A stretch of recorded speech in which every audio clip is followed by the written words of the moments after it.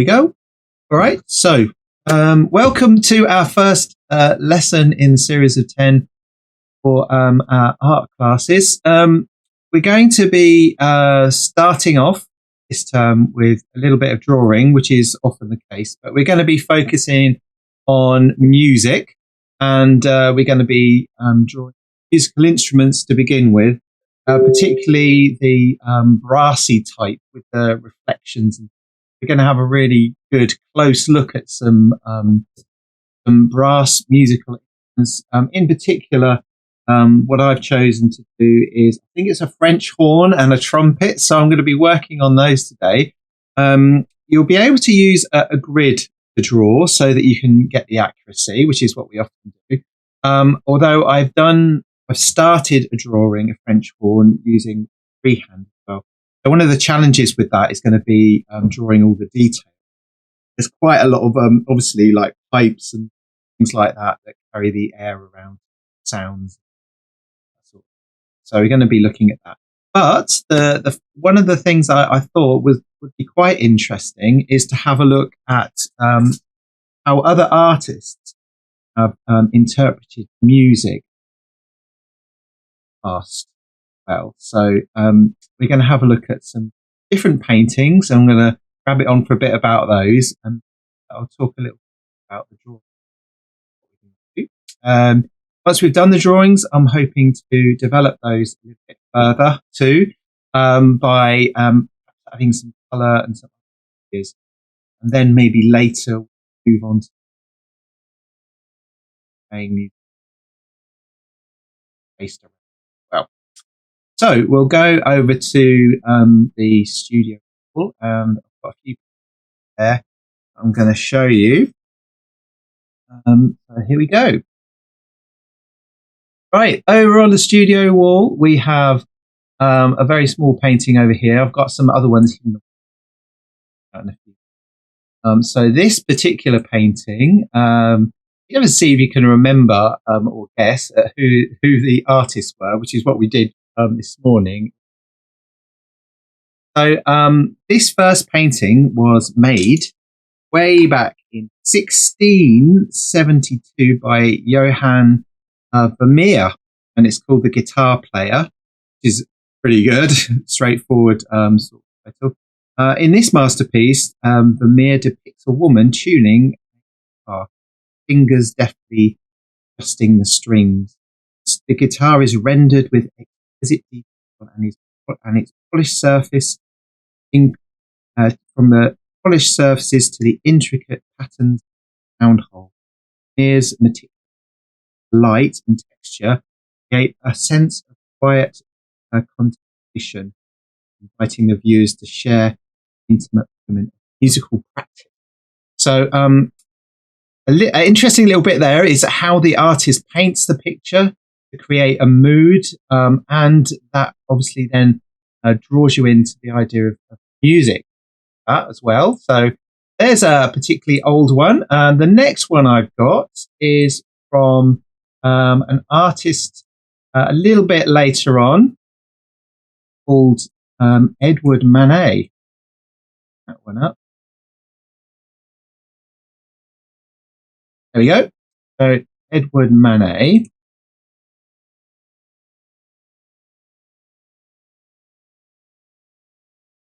Got it. Right. So this one, a little slightly different.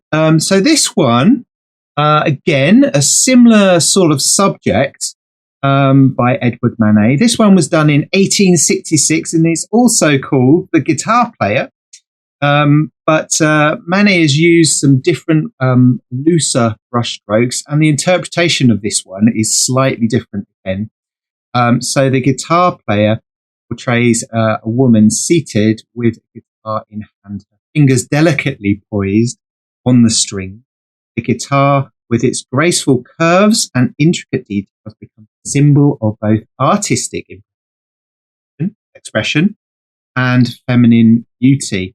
Manet's loose brushwork and bold contrast of light and shadow, sense of immediacy to an intimacy seen. Well, so slightly different there, a little bit darker actually and things. But if we look really close, you can see, as it said, some of the brush strokes much looser. And the interpretation there talks about the feminine qualities, not just in the sitter, obviously, but in self. For the common sort of. Now the next one is another guitarist, even though we're doing brass this evening.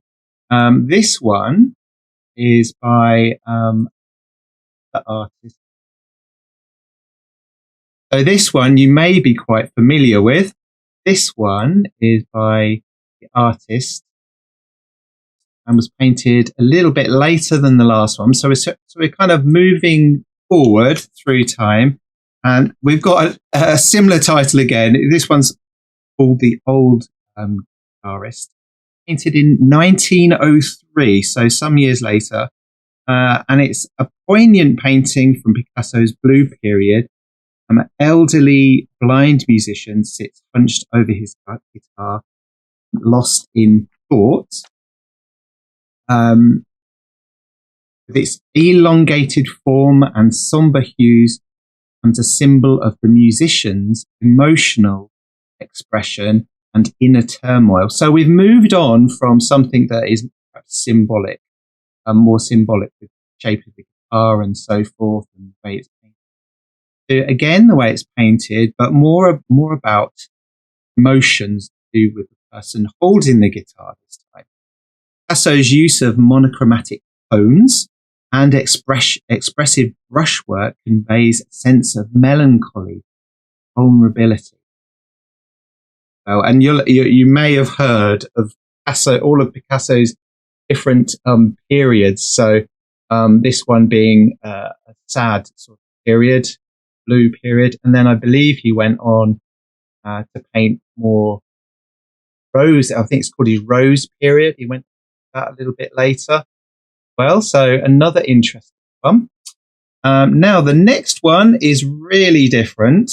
I'm going to drag that one up now. So this one. Oh, there it is. Wrong buttons here. Right, so this one is by an artist called Marc Chagall. Now you can see, again, it's changing as time goes on. So our interpretation of music is changing. And this one is by the artist Marc Chagall. And I've got to find the description.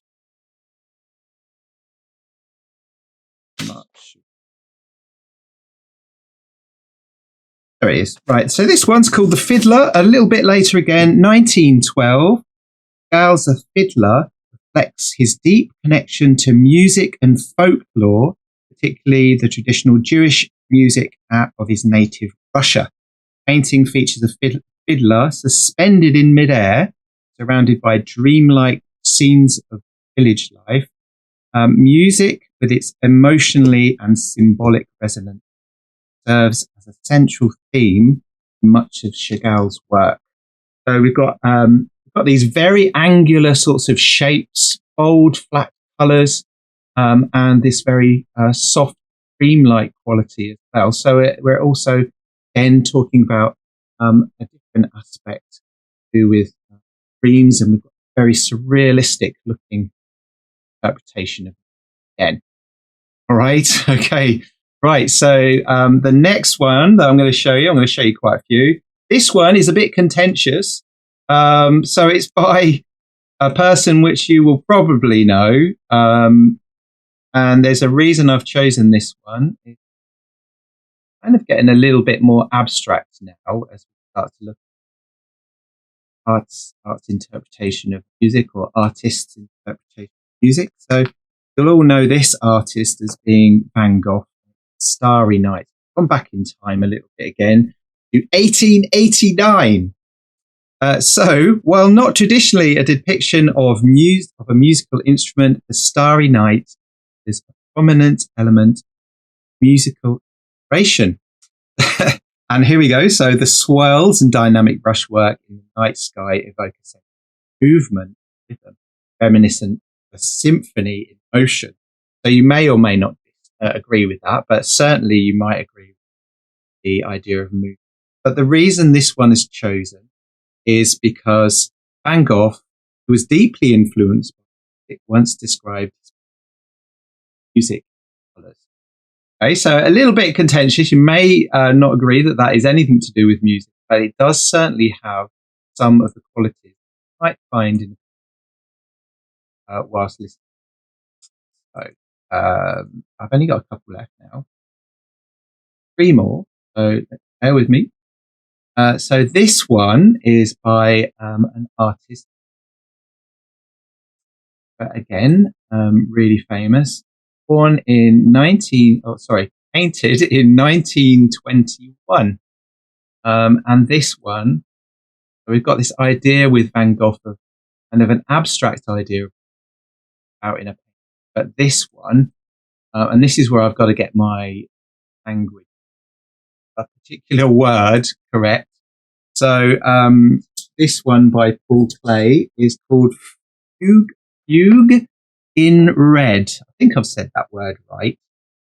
So Klee, like Kandinsky, we're going to look at in a minute, explored the connections between visual art and music. So Fugue in Red, in this painting, creates a visual interpretation of musical form characterized by the interplay of music at multiple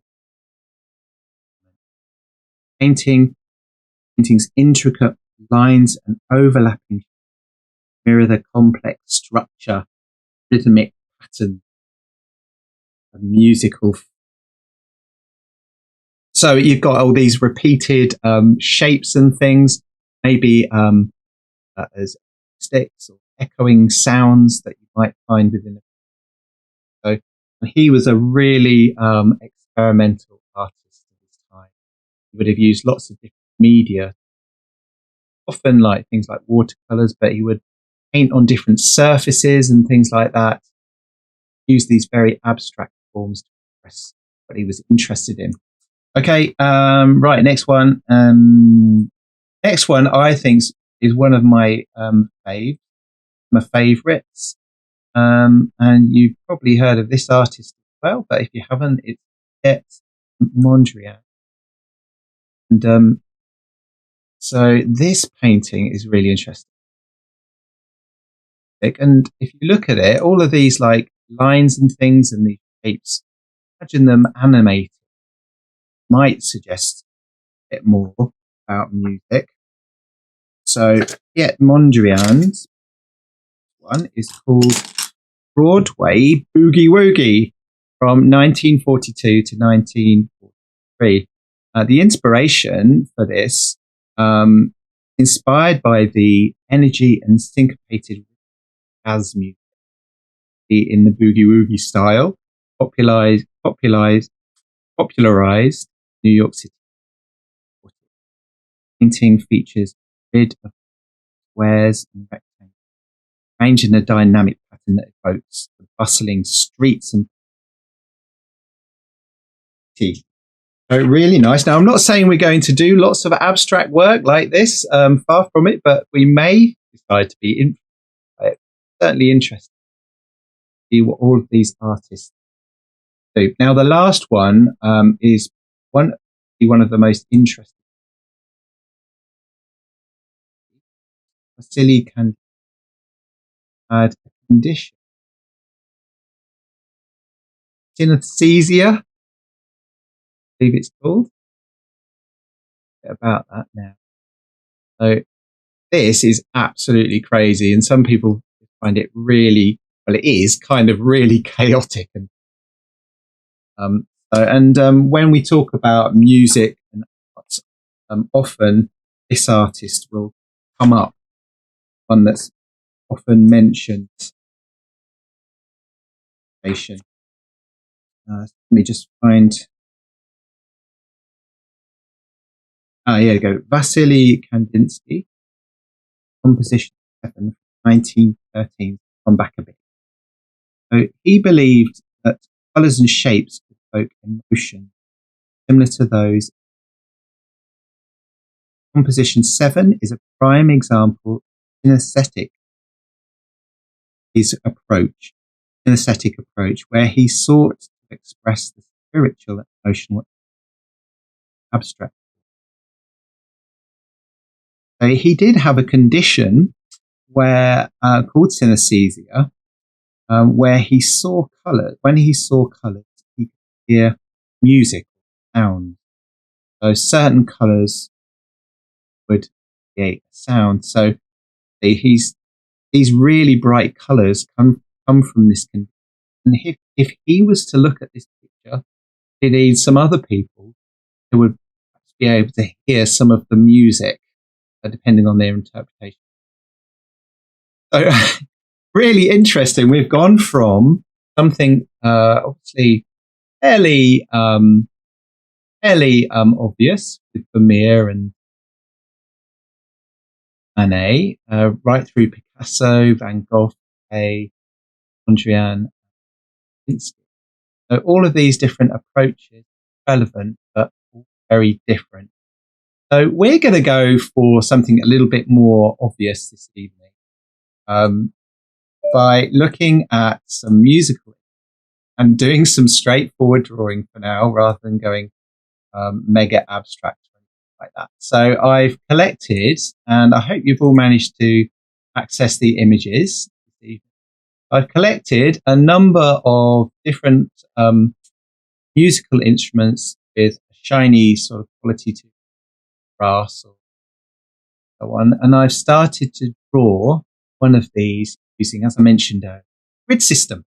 So I'm going to take you over to the old. I'm going to take you over to my desk. Have a look at what's going on over there, and we can go on and have a go at it. Right. Oh, there we go. Right. So here we are. So I've chosen to draw this. Some people find, as I've said many times, some people find using a grid a bit restricting and things like that. So if you want to draw freehand, I've also got a freehand I'll show you in a bit. So you should perhaps have printed off your picture around this sort of size.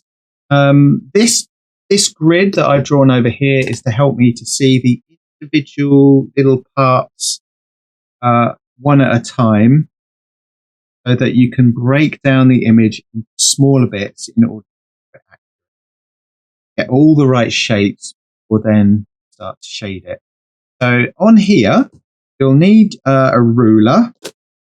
Okay, so I've got just an ordinary plastic ruler, and you're going to divide up your page into 1 inch squares first of all. Okay, so obviously just going along one way, starting at the same side, the other end, 1, 2, 3, doing all your inches across there. So you should have about 11 or 12 squares going one way, and doing exactly the same the other way, running those up, make your grid.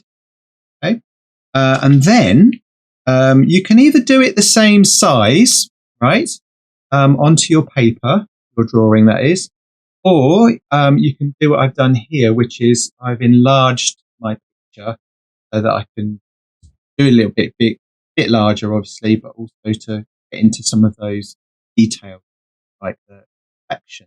I've done a little bit on this, sort of show you what I mean. Okay, an easy way to get the grid off of here exactly the same size. Simply put your photo onto the this and use your pencil to mark off all of the lines you put on your ring, including the corners, around like that.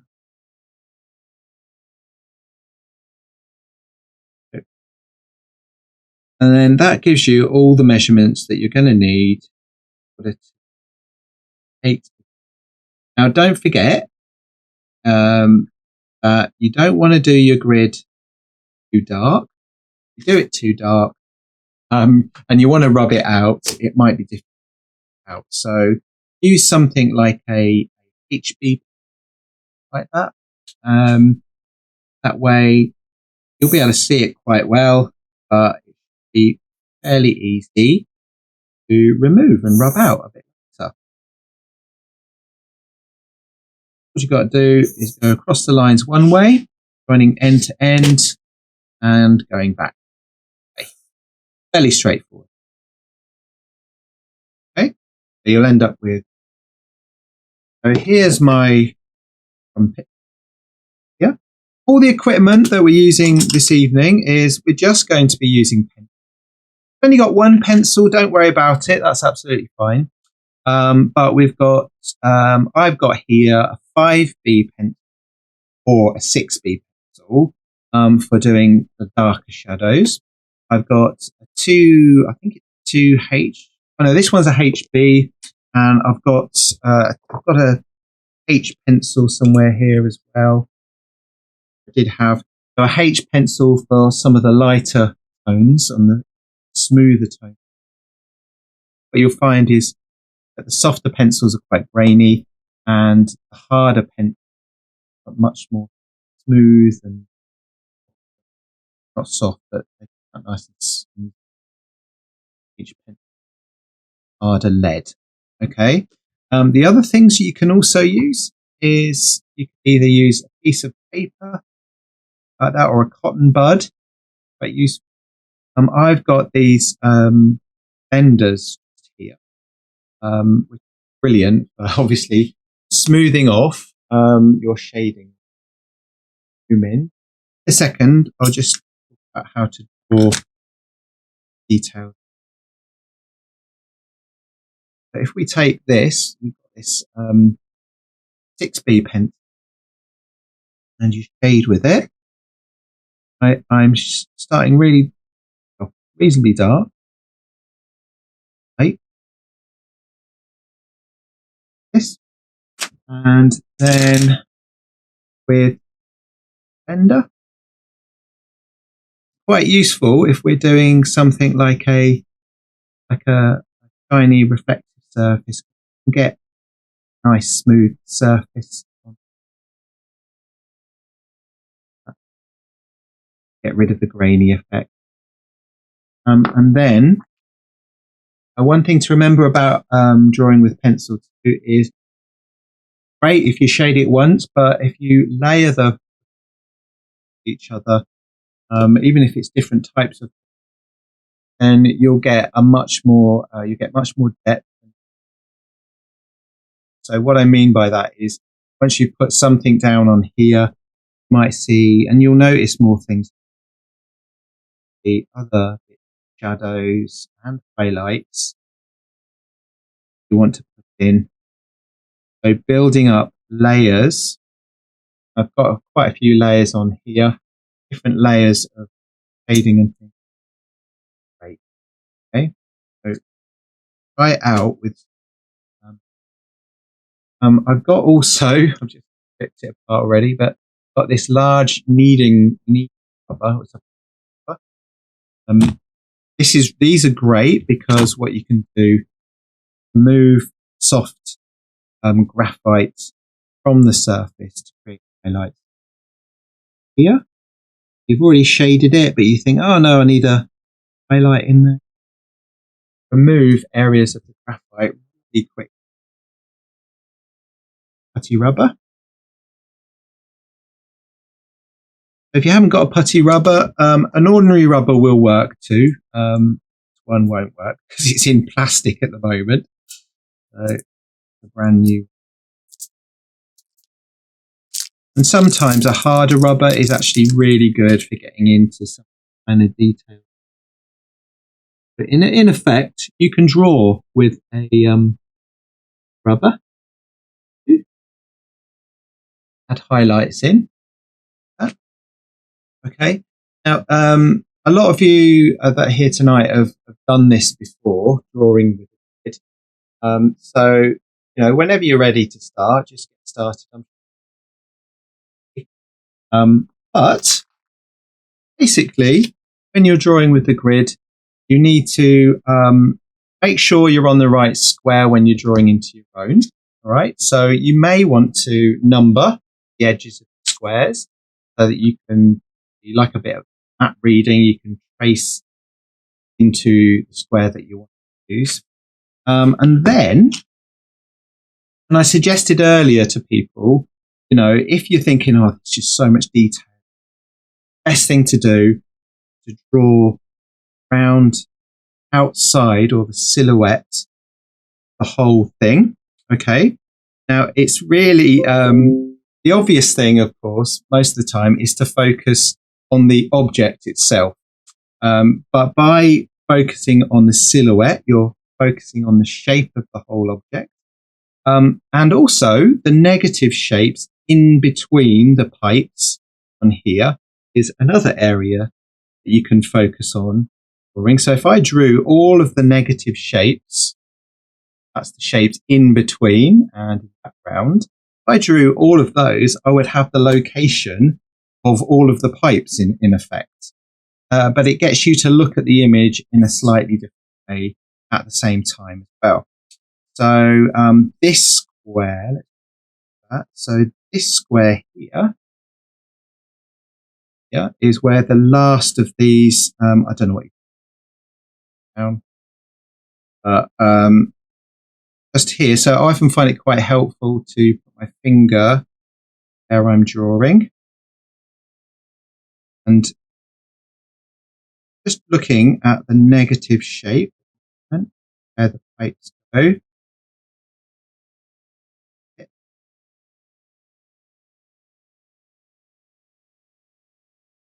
So it's okay when you're drawing into individual squares. What I often say is look to see how far up shapes are. I'm very used to working like this, so I can do it reasonably most of the time.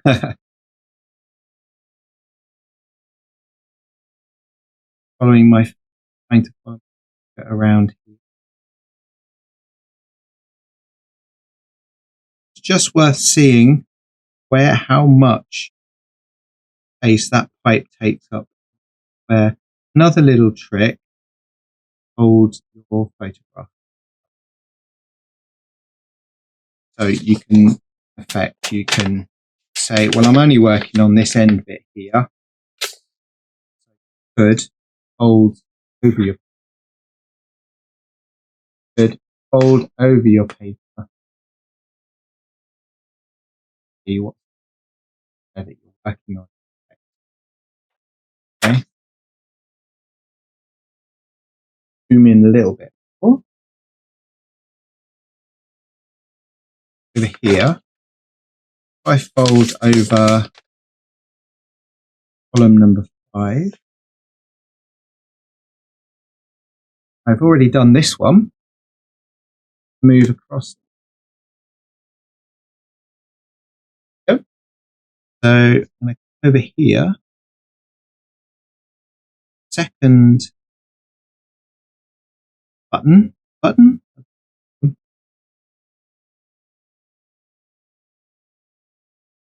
here.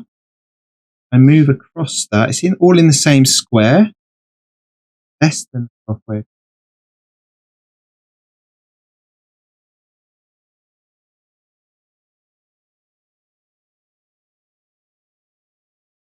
Starting to add in a little. And when I start to shade in reflections, when I was doing this earlier, I started with the darkest definite areas. So maybe with a 5B or a 6B, something like that. You may want to start with a lighter, but I find it quite useful. Add in darker ones first because it can be definite shadow finds the shape of the thing. Oh, don't forget we're in pencil, so if you go wrong too much in, you just use your eraser rubber pick those bits back out again. Nice thing about working with a grid is you've worked on this end and you think, well, gosh, I'm finding this really hard. Always move another part as long as you're in the right space. All of those shapes going up, unless of course you find it a bit confusing, like a few people this morning.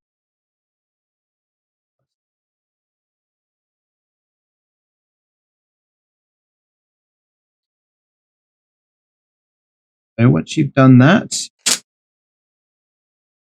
get a harder pencil and put in the lighter tones. And a bit grainy, you'd like to smooth it off. Bud. So all these are, it's just basically it's a big chunk of rolled up. Some of them are very literally rolled up. Like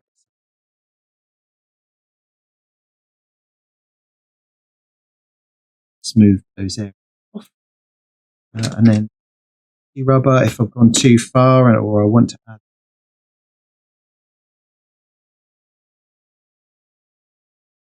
out again, start to see together a little bit.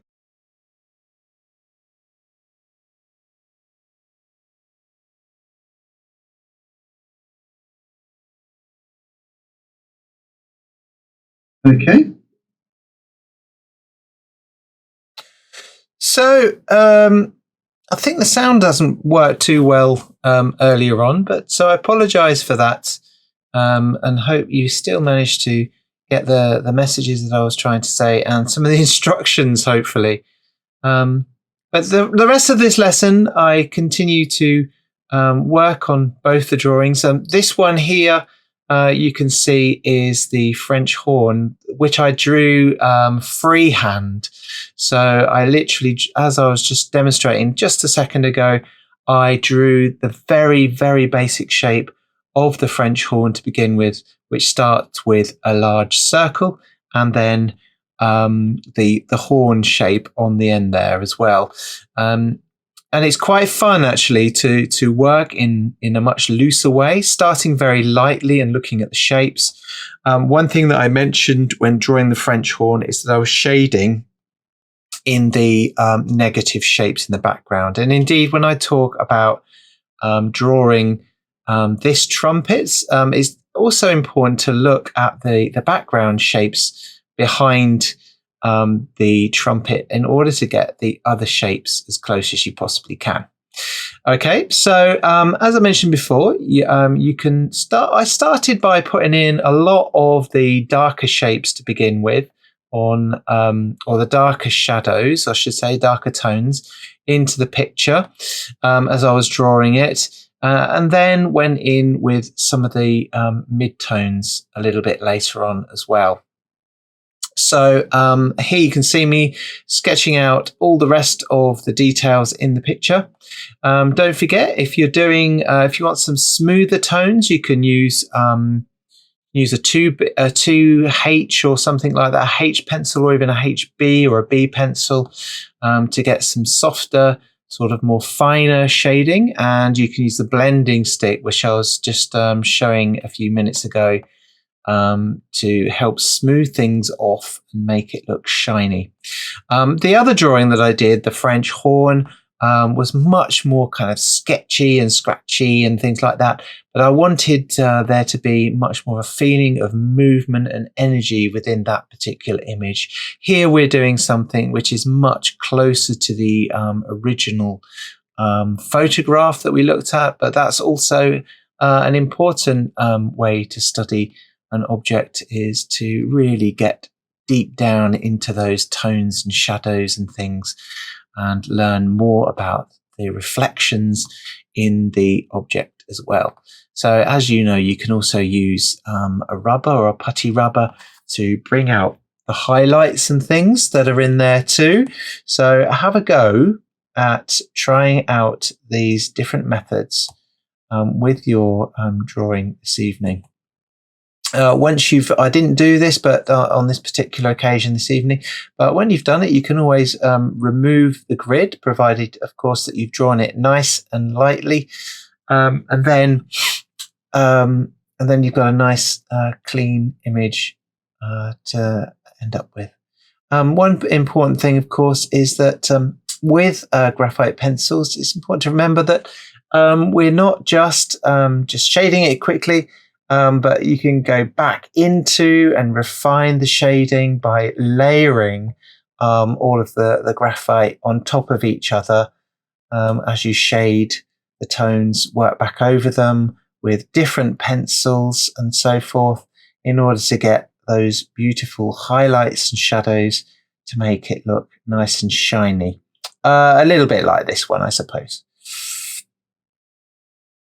And the other thing you could do, if you're struggling a little bit to see the tones and shadows clearly, which they're quite clear on these sorts of things, but you can print it, which a few of my students did. You can print it in black and white, so you can clearly see those tones and shadows and get a nice representation of those to be able to draw them much more clearly. So I really wanted to get through drawing this trumpet this evening. Hopefully next week we're going to work back into these, perhaps with some watercolour, which I mentioned on this week's email as well.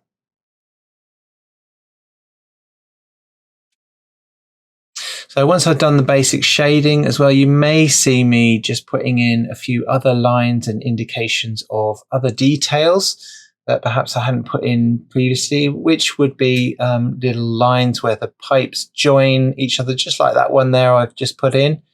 And some I go and add a little bit later on in the drawing as well.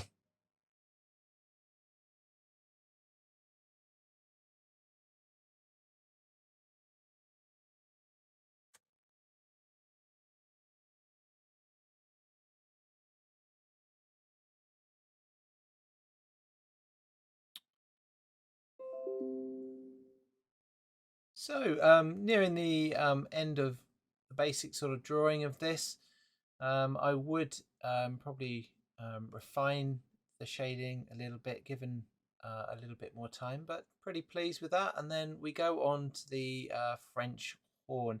So the main thing I do at this point is I'm looking for the negative shapes and shading those in.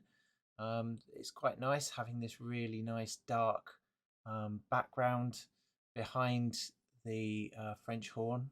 As you can see, the nice negative shapes in here. As I mentioned earlier, this is the drawing that I did freehand. So there will be some inaccuracies in here. I did this drawing nice and quickly, with the emphasis being on the mark making, the movement of the pencil, and enjoying the shapes and things like that. It's not too bad though. It's fairly close to what I intended on the drawing. So you can see me, I'm just literally looking for those negative shapes. I missed out the end bit there, the bit where you blow in, but I had a fantastic time drawing. So I hope you've all enjoyed watching the video this evening, and you join us again when hopefully I'll have better sound next time. Bye bye now.